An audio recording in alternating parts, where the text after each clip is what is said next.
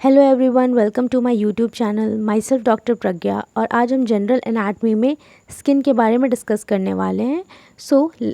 आज हम स्किन में क्या क्या पढ़ेंगे, that is definition, pigmentation of skin, उसके स्ट्रक्चर्स और क्या क्या सरफेस इरेगुलरिटीज़ होती हैं स्किन की। ठीक है, सो लेट्स बिगिन। हेयर कुछ सिनोनिम्स जो हम यूज़ करते हैं स्किन के रिगार्डिंग वो है क्यूटिस, डर्मा एंड इंटीग्यूमेंट।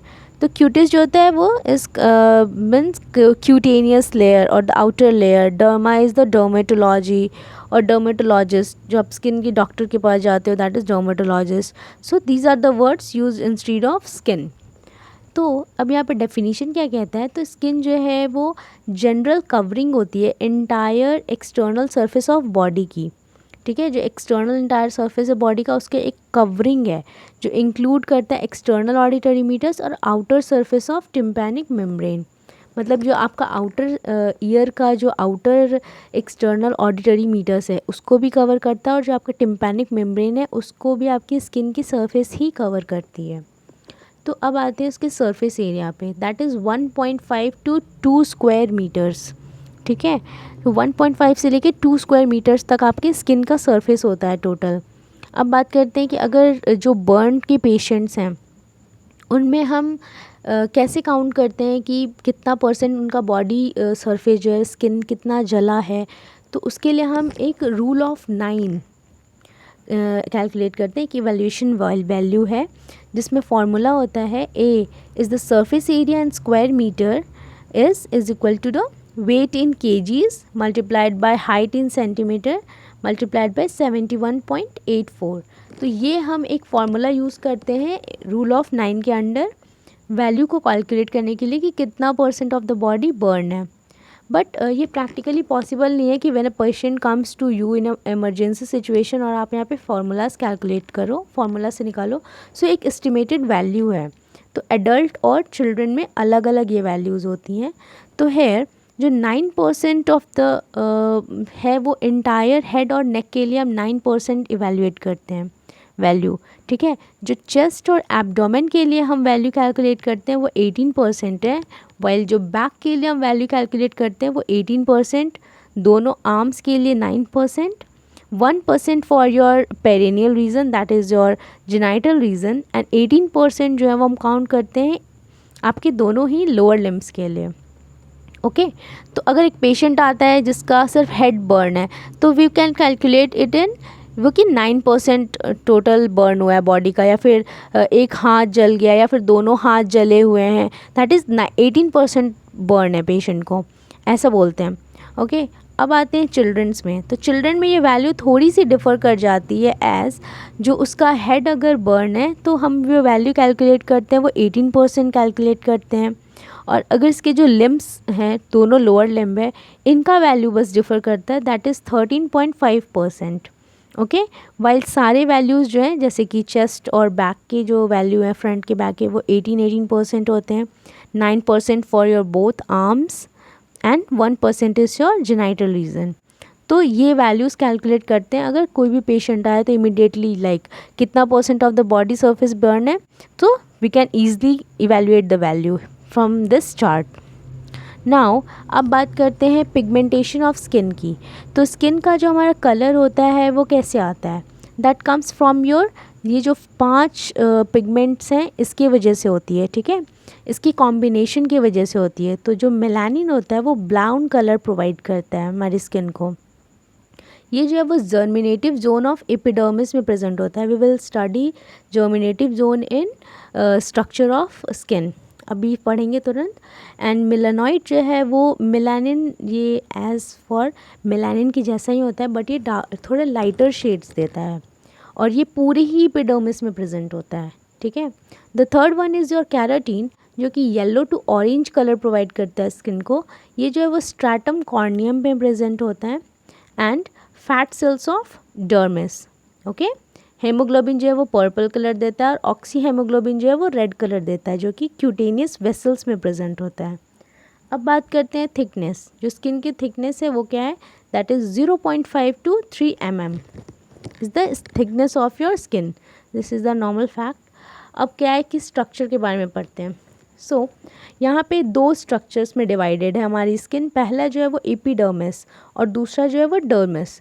तो एपिडर्मिस जो है वो outer layer, as I told you कि जो आउटर लेयर होता है उसको हम लोग एपिडर्मिस कहते हैं। तो ये जो है वो एक्टोडर्म से डिराइव्ड है, जो कि हमारा एम्ब्रॉयनिक डेवलपमेंट के टाइम पे ये जो डिराइव आती है हमारी जो स्ट्रक्चर्स, तो that is from ectoderm. Okay, जो आउटर लेयर है। और उसकी जो सब डिविजन्स है, सब टाइप्स है, that is cornified and germinative zone. तो जो कॉर्निफाइड लेयर होता है वो डेड लेयर होता है हमारे स्किन का, ठीक है, जो कि स्ट्रेटिफाइड स्क्वेमस सेल है। डेड स्ट्रेटिफाइड स्क्वेमस सेल ये हाईली केराटिनाइज्ड है, मतलब इसमें प्रोटीन की वैल्यू बहुत ज़्यादा है। And the second one is your germinative zone. तो ये लिविंग सेल्स होती हैं। This is the diagram of your skin, जिसमें आपको शो हो रहा है क्लियरली जो एपिडर्मिस है वो आउटर लेयर है। जो अबव लेयर आपको दिख रही है दैट इज़ एपिडर्मिस। जो एपिडर्मिस का ये कौन सा, it is your cornified layer. And the second one part is your germinative. तो जर्मिनेटिव जोन है उसका सेकेंड लेयर। ये दोनों ही मिलके एपिडर्मिस बनाता है। और एपिडर्मिस के अंदर जो पिगमेंट्स प्रेजेंट होती हैं वो कौन कौन से पिगमेंट्स हैं, दैट इज़ मेलानिन।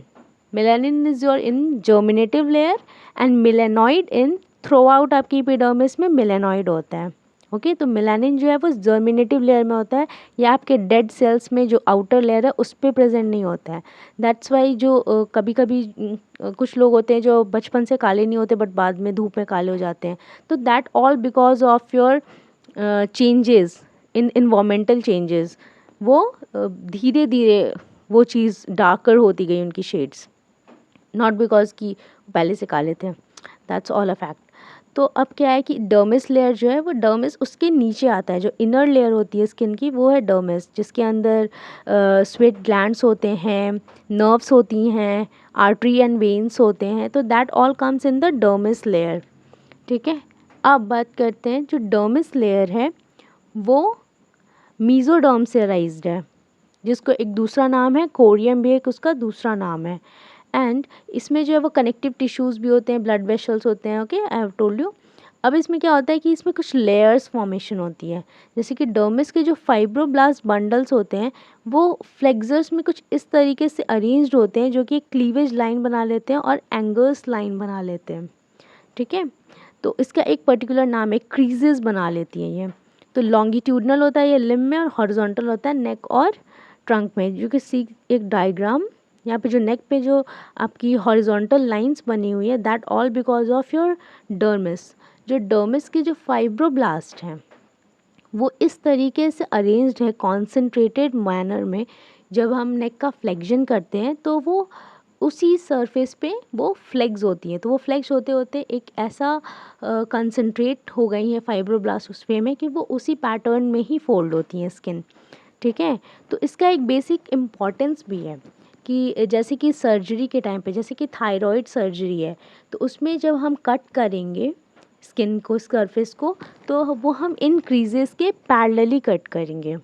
इन्हें हम परपेंडिकुलरली कट बिल्कुल भी नहीं करते, इन्हें हम पैरेलली कट करते हैं ताकि जो स्कार फॉर्मेशंस हो वो मतलब एक अच्छा व्यू दे, मतलब बहुत ज़्यादा ख़राब सा ना आए। That all because of your in creases की वजह से। इनको जो है वो फ्लेक्सर लाइंस कहते हैं या फिर लैंगर्स लाइन भी बोलते हैं। ओके, नाउ जो सरफेस इरेगुलरिटीज़ हैं, ठीक है, जो लास्ट टॉपिक है हमारा सरफेस इरेगुलरिटीज़ ऑफ स्किन। तो कौन, तो 3 सरफेस इरेगुलरिटीज़ होती हैं स्किन की। That is the tension line, ठीक है। तो टेंशन लाइन होता है फ्रॉम नेटवर्क ऑफ लीनियर फ्यूरोज, जो डिवाइड कर देता है हमारी सरफेस को पॉलीगोनल और लॉन्च शेप्ड एरियाज़ में, ठीक है। ये जो हमारे डर्मिस के जो लेयर्स होते हैं ना, उनको ये डिवाइड कर देती है एक ऐसे नेटवर्क फॉर्मेशन के through. Okay, the second one point is और फ्लेक्सर लाइंस, जो कि अभी भी बताया नेक में जो क्रीजेस फॉर्म होते हैं, जो जॉइंट्स में फोल्ड करने पे जो फॉर्म्स होते हैं, तो ये होते हैं फ्लेक्सर लाइंस। ये जो है वो परमानेंट लाइंस होती हैं, हैबिचुअल मूवमेंट। अब फ्लेक्शन हो रहा है तो एक ही मूवमेंट में फ्लेक्शन होगा, तो जो स्किन फोल्ड्स होंगी वो उसी पर्टिकुलर पॉइंट पे बनेंगी। ये प्रेजेंट होता है पाम्स में, सोल्स में, डिजिट्स में, जैसे उंगलियों में। जैसे कि आपके हाथ की जो रेखाएं हैं that is your flexor lines, ठीक है। ये जो क्रीजेज है that is your flexor lines. और उसको हम लोग क्या कहते हैं, this is the flexor lines and this flexor lines is called the creases, okay. और द लैंगर्स लाइन, तो ये जो आपकी रेखाएं हैं that all because of your जो फाइब्रोब्लास्ट का कंसंट्रेशन है डर्मिस लेयर में, उसकी वजह से ये फॉर्म हो रही है। स्किन जो है वो इस सरफेस पे बहुत थिन होती है, बहुत पतली होती है और डीप फेशिया से बाउंड होती है। ये आउटर लेयर से नहीं होता, ये इनर लेयर से ही ये प्रेजेंट होता है, ठीक है। अब आते हैं the last one is your papillary ridge और द फ्रिक्शन रिजेज।